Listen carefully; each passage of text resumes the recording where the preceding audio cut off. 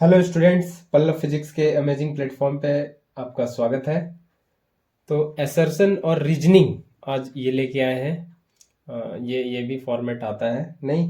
तो assertion reasoning पे बात करेंगे आज। ये आप लोग बोल रहे थे काफ़ी एसर्शन रीजनिंग वाला सेगमेंट लेके आने, तो चलिए इसी का क्वेश्चन आज डिस्कस करते हैं।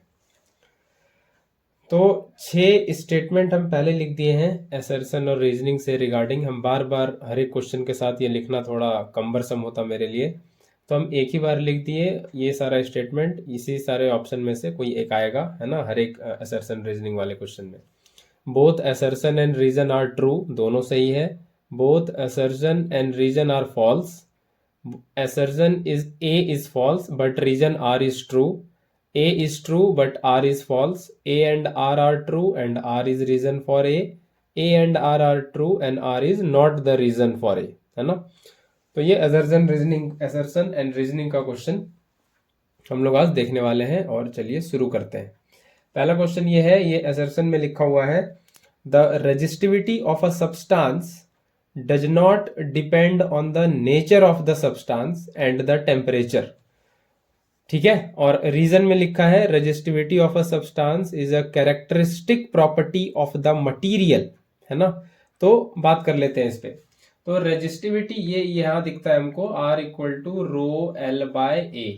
तो ये रो जो है इसी को कहते हैं रेजिस्टिविटी, है ना। ये क्या है? रेजिस्टिविटी। तो रेजिस्टिविटी मटेरियल का ही प्रॉपर्टी है ना। रेजिस्टिविटी मटेरियल का ही प्रॉपर्टी है, जो बेसिकली ये बताता है कि वो करंट के रास्ते में रुकावट पैदा करने में कितना ज़्यादा सक्षम है, कितना ज़्यादा कैपेबल है करंट के रास्ते में अवरोध, बाधा, है ना, लाने के लिए। हिंडरेंस जिसको आप कहते हो, ऑब्स्ट्रक्शन, है ना। हिंडरेंस, है ना, या रेजिस्टेंस या ऑब्स्ट्रक्शन, जो भी कह लो। तो जिस मटेरियल का रेजिस्टिविटी जितना ज़्यादा होगा वो करंट को उतना अच्छे से रोकेगा, है ना। करंट को बहने उतना अच्छे से नहीं देगा, रेजिस्टेंस ज़्यादा ऑफर करेगा। तो रेजिस्टिविटी मटेरियल का वो प्रॉपर्टी है जिससे वो करंट को रोकना चाहता है, रोकता है ना, ऑब्स्ट्रक्ट करता है करंट के फ्लो को। ठीक है। तो जिसका रेजिस्टिविटी जितना ज़्यादा होगा वो करंट को रोकेगा भी उतना ज़्यादा, जिसका कम होगा वो उतना कम रोकेगा। जैसे कोई कंडक्टर है, कॉपर, है ना, गोल्ड, आयरन, ये सब, इसका रेजिस्टिविटी कम है ना, दे आर गुड कंडक्टर, वो करंट को सही से बहने देता है, कम रेजिस्टेंस ऑफर करता है। अब जैसे लकड़ी है, रबड़ है, प्लास्टिक है, ये सब बैड कंडक्टर है ना, ये सब हाई रेजिस्टेंस ऑफर करता है। रेजिस्टिविटी का वैल्यू भी ये सब का ज़्यादा है, इंसुलेटर का, और कंडक्टर का कम होता है। ठीक है। तो किसी एक मटेरियल के लिए रेजिस्टिविटी सेम होता है, जैसे कॉपर का है तो कॉपर का आप किसी भी शेप का कंडक्टर ले लें, सबका रेजिस्टिविटी सेम ही होगा। ऐसा नहीं है कि शेप बदलने से रेजिस्टिविटी बदल जाएगा। रेजिस्टिविटी शेप पे नहीं मैटर करता, किस मटेरियल का है इस पे मैटर करता है। ठीक है। तो पहला एजर्सन में क्या लिखा है कि रेजिस्टिविटी नहीं डिपेंड करता है सब्सटेंस के नेचर पे। तो भाई सब्सटेंस के नेचर पे ही तो डिपेंड करता है, और टेम्परेचर पे, है ना। ये बोल रहा है नहीं करता है, नहीं करता है, तो ये बात गलत है। एसर्शन इसका गलत है, एसर्शन इज फॉल्स, है ना। और resistivity characteristic property of the material है रेजिस्टिविटी, तो ये तो सही है ना। रीजन तो सही है, रीजन इज ट्रू, ये तो सही है ना। तो एसर्शन फॉल्स है, रीजन ट्रू है, तो कौन वाला स्टेटमेंट सही होगा इसमें? तो ए फॉल्स है बट आर ट्रू है, तो ये ये सी वाला सही होगा। तो पहले क्वेश्चन का सी वाला स्टेटमेंट सही है। ठीक है। Assertion A is false but reason R is true. आगे बढ़ते हैं। फिर से है assertion current is the rate of flow of charge. बिल्कुल सही बोल रहा है। आई क्या होता है? Q by T, rate of flow of charge, यही होता है करंट। और एसआई यूनिट होता है एम्पियर, है ना, एसआई यूनिट एम्पियर होता है। रीजन में लिखा है electric current will not flow between two charged bodies when connected if they are at the same potential. बिल्कुल भाई, करंट क्यों फ्लो करता है ना। करंट, सवाल है कि करंट क्यों फ्लो करता है। तो करंट इसलिए फ्लो करता है क्योंकि पोटेंशियल का डिफरेंस है ना। जब तक पोटेंशियल का डिफरेंस नहीं होगा तब तक करंट फ्लो नहीं करेगा। V equal to I R, I equal to V by R, जब तक ये V पोटेंशियल का डिफरेंस नहीं होगा तब तक करंट फ्लो नहीं करेगा। तो वोल्टेज अगर सेम है, सेम पोटेंशियल पे है, तो करंट फ्लो नहीं करेगा, है ना। दो चार्ज बॉडीज अगर सेम पोटेंशियल पे है तो करंट फ्लो नहीं करेगा। पोटेंशियल का डिफरेंस होना चाहिए तभी फ्लो करेगा। इसको बस अब वैसे समझो आप कि जैसे पानी फ्लो करता है प्रेशर के डिफरेंस से, है ना। सेम लेवल पे अगर दो पानी है, दो कंटेनर में सेम लेवल पे, तो पानी किधर भी फ्लो नहीं करेगा। लेकिन एक में ज्यादा एक में कम है तो पानी फिर फ्लो करना लगेगा ज्यादा से कम की तरफ, है ना। तो पानी जैसे फ्लो करता है प्रेशर डिफरेंस की वजह से, हीट एनर्जी फ्लो करता है टेम्परेचर के डिफरेंस से, है ना। तो उसी तरह से करंट फ्लो करता है पोटेंशियल के डिफरेंस से। सेम पोटेंशियल होगा तो करंट फ्लो करेगा ही नहीं। तो वही बात यहाँ कह रहा है, electric current will not flow between two charge bodies when connected if they are at the same potential. तो दोनों बात सही है ना, दोनों स्टेटमेंट सही है, असर्शन भी और रीजन भी। ठीक है, तो किस में कह रखा है ये असर्शन रीजन दोनों सही है? असर्शन और रीजन दोनों सही है, ये कह रखा है फर्स्ट स्टेटमेंट ए में, है ना, ए में। तो सही आंसर इसका ए हो जाएगा, ये इसमें ए ऑप्शन जो है वो सही हो जाएगा। ठीक है, असर्शन और रीजन दोनों सही है। आगे बढ़ते हैं, तीसरे क्वेश्चन पे आते हैं। Wire A is thin in comparison to wire B of same material, है ना। सबसे पहले यहाँ जरूरी बात लिख दिया है कि ये वायर ए है और ये वायर बी है, दोनों जो है ये दोनों सेम मटेरियल का बना हुआ है। अभी जो पहला क्वेश्चन डिस्कस किए थे, सेम मटेरियल मतलब कॉपर का बना हुआ है या आयरन का बना हुआ है, जो भी है, एल्युमिनियम है ना, गोल्ड है, जो भी है, तो सेम मटेरियल है, मतलब रो रेजिस्टिविटी सेम है, जो ए का होगा वही बी का होगा, चाहे और जो हो जाए रेजिस्टिविटी तो सेम होके रहेगा, क्योंकि ये कैरेक्टरिस्टिक प्रॉपर्टी है मटेरियल का। रीजन में आधा पढ़ रहे हैं पूरा क्वेश्चन, पहले याद देख लो आप कि रीजन में लिखा है कि resistivity of wire A is greater than resistivity of wire B, ये बात तो गलत है। मटेरियल जब सेम कह दिया है तो रेजिस्टिविटी तो बड़ा छोटा हो ही नहीं सकता। रेजिस्टिविटी तो मटेरियल पे, लंबाई से या वायर के मोटाई से, क्रॉस सेक्शन से कोई फर्क नहीं पड़ता रेजिस्टिविटी को, वो मटेरियल पे डिपेंड करता है किससे बना है।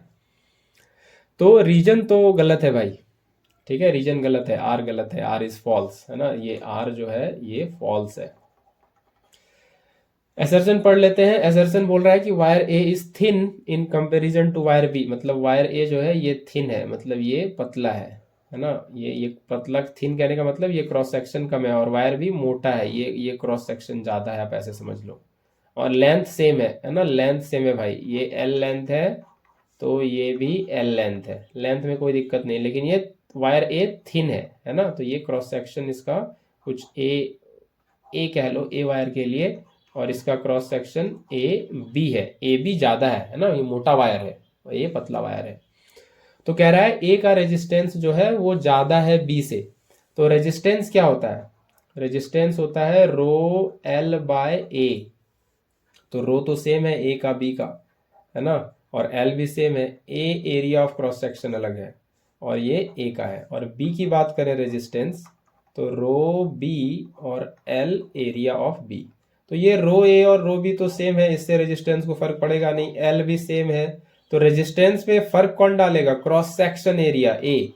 ये और इसके रेजिस्टेंस जो है इनवर्सली प्रोपोर्शनल है, मतलब क्रॉस सेक्शन ज्यादा है तो रेजिस्टेंस कम होगा, और क्रॉस सेक्शन कम है तो रेजिस्टेंस ज्यादा होगा। तो ए का क्रॉस सेक्शन कम है मतलब ए वायर का रेजिस्टेंस ज्यादा होगा, यानी कि रेजिस्टेंस ऑफ वायर ए ज्यादा होगा रेजिस्टेंस ऑफ वायर बी से। और आप लोग पढ़ते भी हो थिकर वायर लेस रेजिस्टेंस, तो बी थिकर है, इसका रेजिस्टेंस कम होगा, ए पतला है, इसका रेजिस्टेंस ज्यादा होगा। लेकिन यहाँ कह रहा है, यहाँ क्या कह रहा है, resistance of wire A is greater than resistance of wire B, ये सही है ना, ये ठीक है, इसमें तो कोई दिक्कत नहीं है, ए का रेजिस्टेंस ज्यादा होगा, पतला वायर है, ठीक है। तो ए सही है ना, ए ट्रू है, और आर जो है वो है फॉल्स। तो कौन वाला सही है?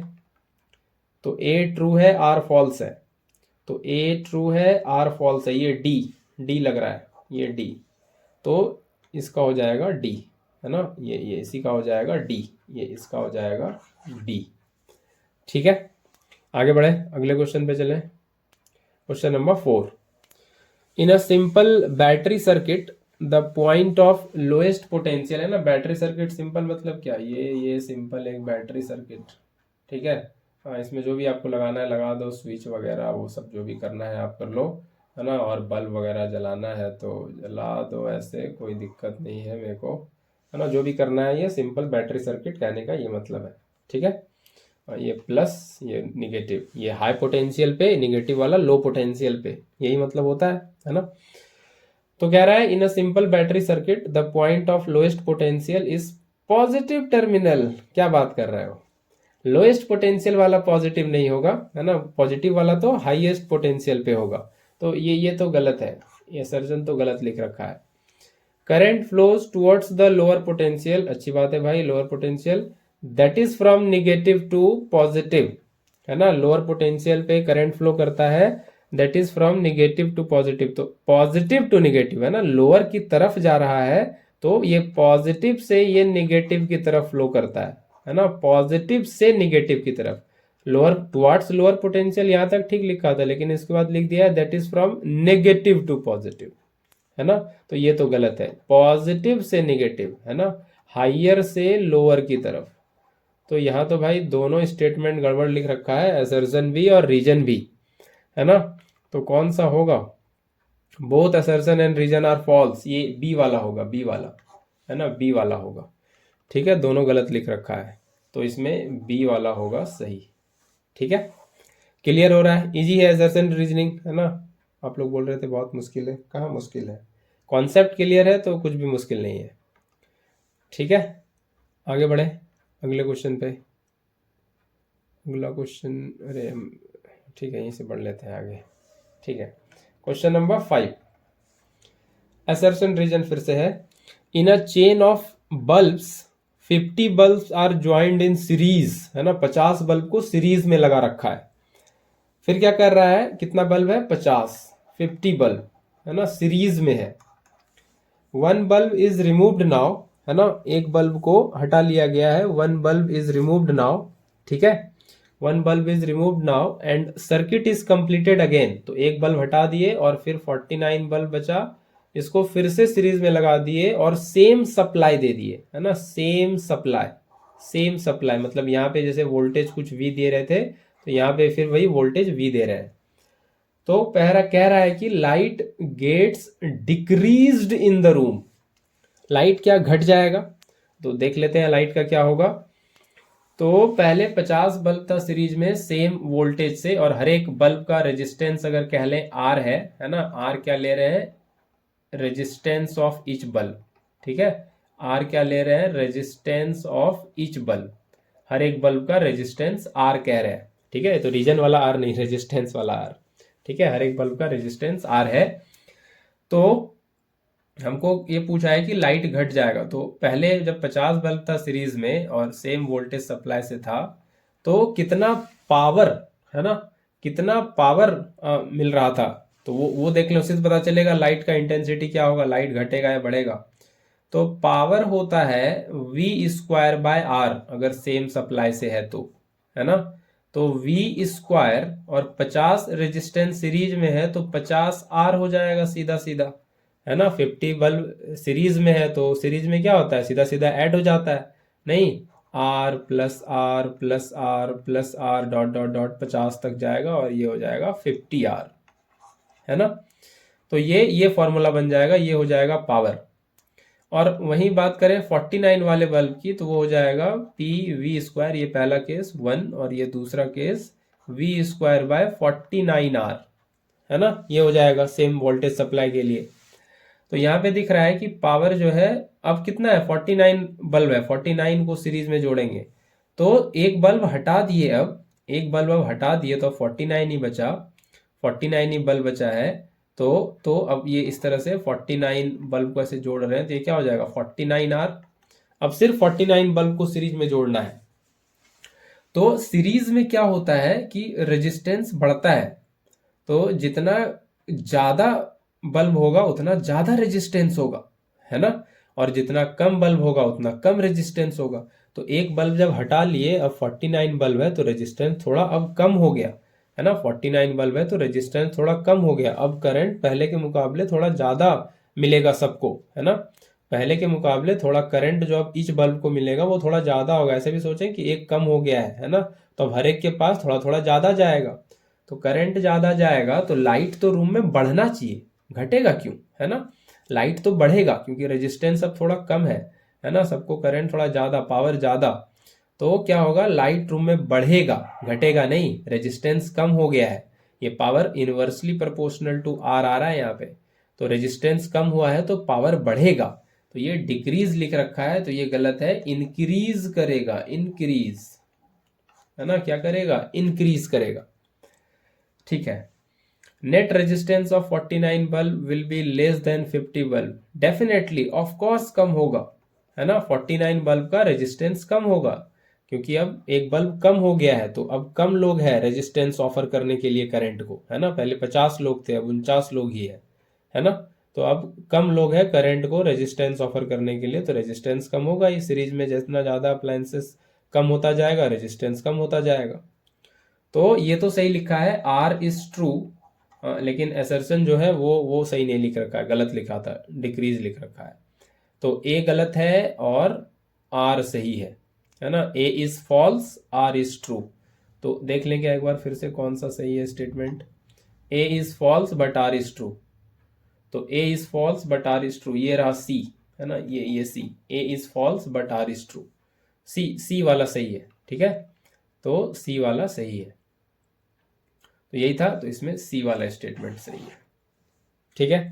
आगे बढ़े अगले क्वेश्चन पे, आगे चलते हैं। तो ठीक है, question number 6, sometimes sky appears reddish in the evening, है ना। इवनिंग में, शाम में स्काई जो है वो क्या होता है, लाल दिखता है ना। स्काई कैसा दिखता है इवनिंग में, रेडिश, ठीक है, कैसा दिखता है, रेडिश। ये तो बात ठीक बोल रहा है ना, असर्शन सही है। हमको आकाश आसमान लाल दिखता है, रेडिश दिखता है इवनिंग में, बिल्कुल इवनिंग में दिखता है और मॉर्निंग में थोड़ा दिखता है ना। अब कह रहा है कि रेड बीइंग, हाँ तो असर्शन क्या है, असर्शन है true. Red being longer in wavelength scatter more than other colour, red का वेवलेंथ ज्यादा होता है, यहां तक तो बात ठीक बोल रहा है। उसके बाद बोला है scatter more than other colour, सबसे ज्यादा स्कैटरिंग रेड का होता है इवनिंग के टाइम में, ऐसा कह रहा है। ये गलत बात है, रीजन जो लिखा है ना ये फॉल्स है। आइए समझते हैं कैसे। स्कैटर हो जाएगा तो मेरे पास, मेरे आंख तक तो पहुंचेगा ही नहीं, फिर हमको रेडिश कैसे दिखेगा।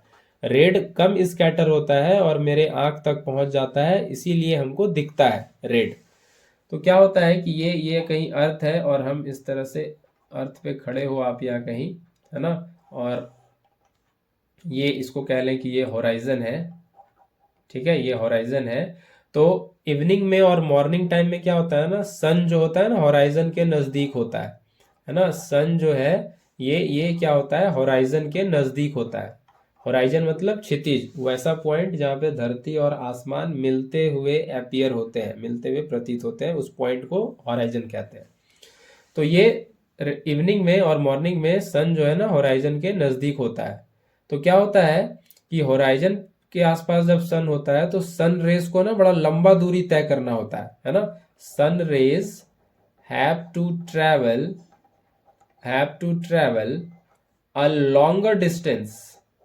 a longer distance through atmosphere, है ना। एटमॉस्फेयर से लॉन्गर डिस्टेंस ट्रेवल करना होता है ना, बहुत लंबा दूरी तय करना पड़ता है।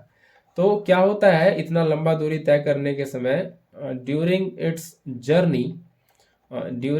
जर्नी जो सनलाइट में सनलाइट होता है ना, विबग्योर कहते हैं हम लोग, विबग्योर। तो ये विबग्यो तक, ऑरेंज तक, है ना, ये कहते हैं कि ये सब लाइट ऑफ शॉर्टर वेवलेंथ है। तो ये लाइट ऑफ शॉर्टर वेवलेंथ, जो शॉर्टर वेवलेंथ का लाइट है ना, ये शॉर्टर वेवलेंथ का लाइट है, ये क्या होता है, ये स्कैटर हो जाता है। Light of shorter wavelength gets scattered, है ना, गेट्स स्कैटर्ड, है ना, क्योंकि ये एटमॉस्फेयर के साइज के साथ थोड़ा कंपेरेबल, इनका तालमेल बैठता है सही से इनके वेवलेंथ का, तो ये स्कैटर हो जाते हैं, light of shorter wavelength gets scattered. तो बस जो ये रेड बचता है ना, रेड है ना, ये जो रेड बच गया ये होता है लॉन्गर वेवलेंथ का, है ना, लॉन्गर वेवलेंथ का। इसका एटमॉस्फेयर के पार्टिकल से नहीं बैठता है तालमेल सही, है ना, कंपेरेबल नहीं है एटमॉस्फेयर के पार्टिकल के साइज से। तो क्या होता है, इसका स्कैटरिंग नहीं हो पाता, है ना, ये लिस्ट स्कैटर्ड होता है, लिस्ट स्कैटर्ड होता है। और ये reaches the eye, reaches the observer eye, जो जो धरती पे देख रहा है उसके आंख तक, है ना, ये सही से पहुंच जाता है। ठीक है, तो यही कहानी है। रेड का वेवलेंथ सबसे ज्यादा है और वो स्कैटर हो जाता है पहले, ये बात गलत है, उल्टा होता है, स्कैटर नहीं होता है ना, स्कैटर नहीं होता है। तो रीजन फॉल्स है, ठीक है, रीजन फॉल्स है। तो एजर्सन सही है, रीजन फॉल्स है। A is true but R is false, जो भी होगा वो आप देख लो, बार बार नहीं जा रहे। A is true but R is false. ठीक है, समझ में आया। आगे बढ़ते हैं अगले क्वेश्चन पे, question number 7। When the displacement is zero, displacement यानी कि S vector, this is zero, then the work done is zero. Definitely भाई, work done F dot S होता है, एस जीरो हो गया तो वर्क तो जीरो होगा ही, डिस्प्लेसमेंट नहीं हुआ, कितना भी फोर्स लगा लो आप, डिस्प्लेसमेंट नहीं हुआ। तो फिजिक्स तो यही कहता है वर्क डन जीरो है। अभी आप पढ़ रहे हो मेरे से, लेकिन मेरा वर्क डन जीरो है क्योंकि हम कोई डिस्प्लेसमेंट कर ही नहीं रहे, है ना। ज्ञान डिस्प्लेसमेंट कर रहा है सर, यहाँ से आपके पास से हमारे पास तक नहीं। सो ये आधी बात तो यहाँ तक तो ठीक लिखा है। So if the work done is zero, तो अब कह रहा है कि अगर वर्क डन जीरो है then it necessarily means the displacement is zero. तो कह रहा है कि एस जीरो था, डिस्प्लेसमेंट जीरो था, तो वर्क डन जीरो हो गया, बहुत अच्छी बात है। लेकिन कह रहा है कि अगर वर्क डन जीरो हो गया, हो जाए, तो क्या डिस्प्लेसमेंट जीरो होगा ऑलवेज, है ना। ऑलवेज ये नेसेसरली मीन करता है क्या, मतलब ये जरूरी है क्या, ये पूछ रहा है कि वर्क डन अगर जीरो हो गया तो इसका मतलब ये निकला क्या डिस्प्लेसमेंट जीरो होगा, ये पूछ रहा है। ये कह रहा है असर्शन वाला स्टेटमेंट कि अगर वर्क डन जीरो है तो क्या ये कंफर्म मीन करता है कि डिस्प्लेसमेंट जीरो है इसीलिए वर्क डन जीरो हुआ। बिल्कुल नहीं, है ना, बिल्कुल नहीं, ये गलत है, असर्शन गलत है। वर्क डन जीरो है तो इसका मतलब ये नहीं कि डिस्प्लेसमेंट जीरो है तभी वर्क डन जीरो है, और भी बहुत फैक्टर से वर्क डन जीरो हो सकता है ना। वर्क डन जीरो हो सकता है कि आप का डिस्प्लेसमेंट, है ना, आपका डिस्प्लेसमेंट ऐसे हो कि वो फोर्स के परपेंडिकुलर हो, है ना, फोर्स के परपेंडिकुलर हो, फोर्स और डिस्प्लेसमेंट के बीच 90 डिग्री बन जाए, तब भी वर्क डन जीरो होगा। डिस्प्लेसमेंट यहाँ पे नॉन जीरो है, डिस्प्लेसमेंट नॉन जीरो है, कुछ डिस्प्लेसमेंट हो रहा है लेकिन फोर्स परपेंडिकुलर लग रहा है तो वर्क डन जीरो है। जैसे जैसे ये कोई एक बॉक्स है और ये मूव कर रहा है इधर, इसका डिस्प्लेसमेंट इधर है, लेकिन इस पे ग्रेविटी लग रहा है इधर, है ना, इस डायरेक्शन में, ये ग्रेविटी। तो वर्क डन बाय ग्रेविटी पूछेंगे यहाँ पे, तो ये जीरो होगा क्योंकि फोर्स और डिस्प्लेसमेंट के बीच 90 डिग्री है ना। तो ये सिनेरियो में भी वर्क डन जीरो होगा डिस्प्लेसमेंट होने के बाद भी। तो ऐसा नहीं है कि डिस्प्लेसमेंट जीरो है तभी वर्क डन जीरो होगा, है ना। तो फोर्स अगर परपेंडिकुलर है डिस्प्लेसमेंट के तब भी वर्क डन जीरो हो सकता है ना, तब भी वर्क डन जीरो हो सकता है। ठीक है, ठीक है, ये बात समझ में आया, ये बात समझ में आया। एक एग्जांपल दे दिया समझाने के लिए कि ये स्टेटमेंट सही नहीं है। Work done is calculated by the relation W equal to F S cos theta, यहाँ पे थीटा रह गया है, एफ एस कॉस थीटा। ये तो सही है ना, ये फॉर्मूला तो होता है, वर्क डन लिखते हैं ना F dot S, F dot S, तो ये होता है एफ एस कॉस थीटा। ये तो ठीक बात है, इसमें कोई दिक्कत नहीं है ना। थीटा हो गया एंगल बिटवीन ये डिस्प्लेसमेंट अगर इस तरह से और ये फोर्स इस तरह से, और ये हो गया थीटा, तो थीटा हो गया angle between force and displacement. जो ये बात तो ठीक है, एफ एस कॉस थीटा, इसमें कोई दिक्कत नहीं है। तो रीजन तो सही लिखा है लेकिन असर्शन फॉल्स है। ठीक है, A is false but R is true. ठीक है, आगे बढ़ते हैं अगले क्वेश्चन पे। Question number 8, when current is passed through a wire a magnetic field is generated around the wire. ये असर्शन में लिखा है, बिल्कुल सही है कि एक करंट कैरिंग कंडक्टर है ना, ये हैंस और स्टेड एक्सपेरिमेंट हमें पढ़ते हैं हम लोग कि वो एक टेबल पे वो रखे हुए थे, क्या कहते हैं, मैग्नेटिक कंपास, और एक वो सर्किट था उनका, उसमें वो करंट फ्लो करा रहे थे, तो वो कंपास नीडल डिफ्लेक्शन दे रहा था। मतलब करंट कैरिंग वायर जो है ना, वो मैग्नेट की तरह बिहेव करता है। वो अपने आसपास एक मैग्नेटिक फील्ड बना लेता है। क्यों बनाता है मैग्नेटिक फील्ड, रीजन क्या है? तो करंट का जो फ्लो है, वो बेसिकली क्या है? करंट जब कहते हैं इसका क्या मतलब होता है? इलेक्ट्रॉन का फ्लो। करंट बेसिकली है क्या? करंट जैसा कुछ चीज है ही नहीं, है ना, ये कहानी है, कहीं बताएंगे इसके बारे में। बेसिकली होता क्या है, इलेक्ट्रॉन फ्लो करता है, उसी को हम लोग करंट कहते हैं, है ना। इलेक्ट्रॉन का फ्लो ही करंट है। इलेक्ट्रॉन क्या है? एक चार्ज्ड स्पीसीज है, चार्ज्ड पार्टिकल है, नेगेटिवली चार्ज पार्टिकल, है ना। तो कोई भी चार्ज्ड पार्टिकल जैसे इलेक्ट्रॉन, कोई भी चार्ज पार्टिकल जब मूव करता है तो ये अपने आसपास एक मैग्नेटिक फील्ड जनरेट करता है। A moving charge develops magnetic field around it, और उसी वजह से ये मैग्नेटिक फील्ड हम लोग कहते हैं, कंपास नीडल में डिफ्लेक्शन आता है। तो इसका कारण ये है कि करंट का बेसिकली कहना है कि करंट इलेक्ट्रॉन का फ्लो है, और इलेक्ट्रॉन जो है वो निगेटिवली चार्ज पार्टिकल है, और चार्ज पार्टिकल जब चलता है तो अपने आसपास मैग्नेटिक फील्ड क्रिएट करता है। मूविंग चार्ज जनरेट्स मैग्नेटिज्म, है ना, मूविंग चार्ज। तो इलेक्ट्रॉन बेसिकली ये मूविंग चार्ज है और ये मैग्नेटिज्म लेके आता है, ठीक है। तो ये इसका रीजन होना चाहिए था। यहाँ पे क्या देखा है रीजन में, whenever there is a change of magnetic flux linked up with coil the induced current is generated in the coil. ये तो रीजन से कुछ और ही लिख दिया, ये कहानी तो लिख दिया है इंडक्शन का, है ना। ये ईएमआई की कहानी लिख रहा है, इलेक्ट्रोमैग्नेटिक इंडक्शन। ये इंड्यूस्ड करंट की बात कर रहा है, ये फराडेज में चला गया। ये रीजन गलत है, ये फॉल्स है फिलहाल इस हिसाब से, है ना। ये जो स्टेटमेंट लिखा है ये सही है, लेकिन ये इसका रीजन नहीं होगा, जो असर्शन है उसका रीजन नहीं होगा। असर्शन सही है लेकिन R is not the reason for A, है ना। तो पहले स्टेटमेंट में अगर हम ले चले आपको, यहाँ पे एक लिखे हैं हम, असर्शन इज ट्रू, है ना। ये वाला assertion and reason are true and R is reason for A and R is not the reason for A। ये F वाला स्टेटमेंट अब काफी देर बाद सही होगा।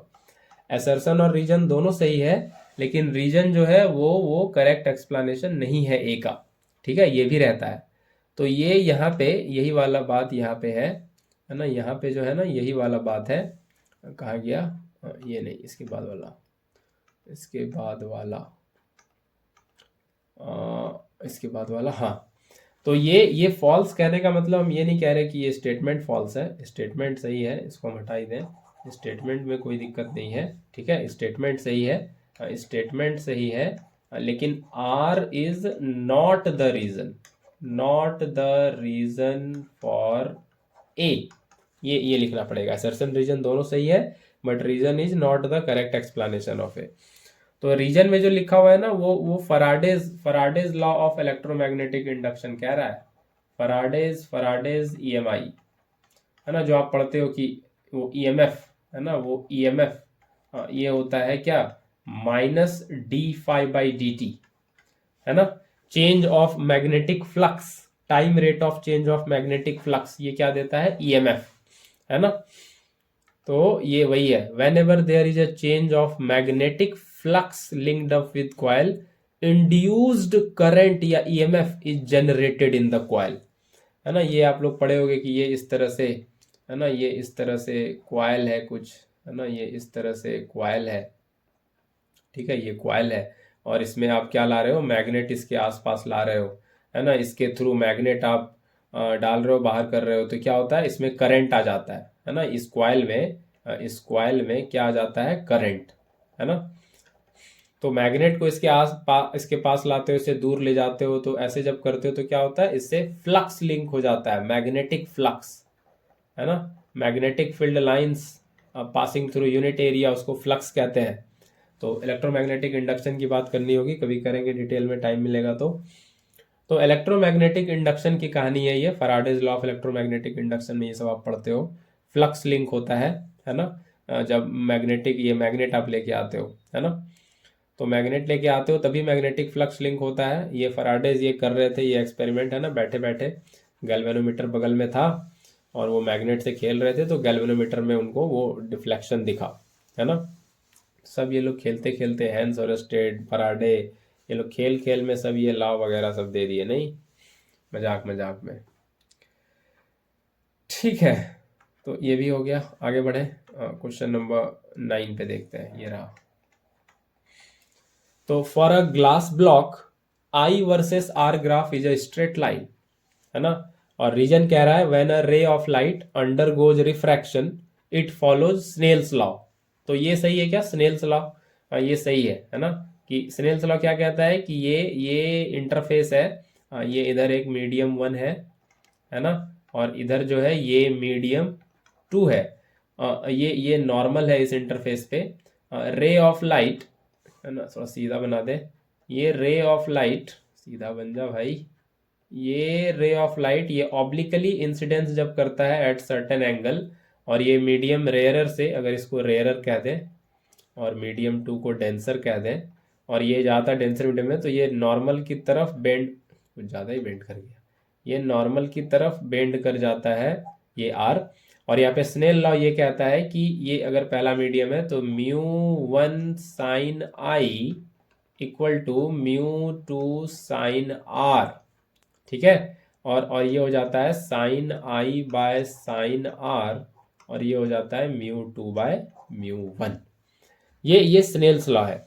तो रे ऑफ लाइट का जब रिफ्रैक्शन होता है तो ये स्नेल्स लॉ ओबे होता है। तो ये रीजन, तो ये आर तो बिल्कुल सही है, इसमें कोई दिक्कत नहीं है, ये ट्रू है, ठीक है, ये सही है, आर इज ट्रू, है ना, आर इज ट्रू, इसमें कोई दिक्कत नहीं है।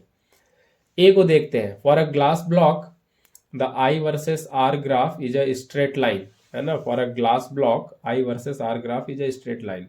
तो ये कहने का मतलब ये मतलब है कि आप समझ लो कि ये दो मीडियम है, इधर ग्लास कह लो और इधर हवा कह लेते हैं, एयर, ठीक है। ये लाइट ऐसे इंसिडेंट किया ये आई पे, और ये ग्लास डेंसर है तो नॉर्मल की तरफ बेंड किया, ये आर है। तो यहाँ से क्या हो जाएगा, ये air, mu air sine I equal to mu glass sine are. तो एयर का तो 1 होता है, इसको हटाते हैं, sine I by sine R equal to mu glass, है ना, और यहाँ से sine I equal to mu glass sine are. तो ये आ रहा है ना, ये आ रहा है कि sine i refractive index of glass into sine r. अब कह रहा है कि i versus are graph straight line है, तो पहले तो sine i versus sine r का ग्राफ देखें, sine i versus sine are. तो ऐसा लग रहा है कि अगर इसको हम वाई एक्सिस में लिए हैं साइन तो वाई, और साइन आर को लिए हैं एक्स में तो एक्स, और म्यू जी ये स्लोप की तरह लग रहा है m, y equal to m x, ये स्ट्रेट लाइन का इक्वेशन लग रहा है, स्ट्रेट लाइन का। ये एम क्या है, स्लोप, स्लोप कहते हैं इसको। और कोई इंटरसेप्ट यहाँ सी नहीं है तो ओरिजिन से पास करेगा, ये यहाँ से पास करेगा ऐसे। तो ये स्ट्रेट लाइन ग्राफ है sine i versus sine r का, sine i versus sine r का स्ट्रेट लाइन ग्राफ है।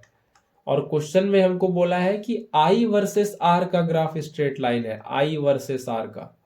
ये तो गलत बात है, असर्शन तो फॉल्स है, आई वर्सेस आर का स्ट्रेट लाइन नहीं है, sine i versus sine r का स्ट्रेट लाइन है, ठीक है, sine i versus sine r का स्ट्रेट लाइन है, ठीक है, sine i versus sine r का, आई वर्सेस आर का नहीं।